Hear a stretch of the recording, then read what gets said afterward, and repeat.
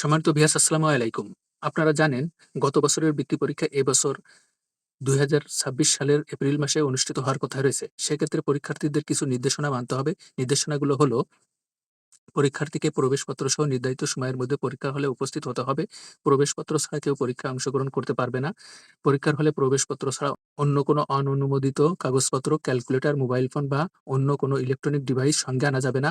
উত্তরপত্রের cover পৃষ্ঠা এর নির্ধারিত স্থানে নাম, বিষয় কোড ও রোল নম্বর ছাড়া অন্য কিছু লেখা যাবে না।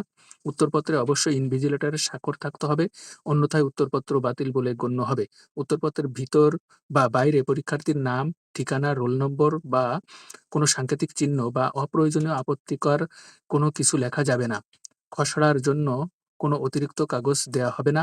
প্রদত্ত উত্তরপত্রে খসড়া কাজ করতে হবে এবং তা পরে যথাযথভাবে কেটে দিতে হবে।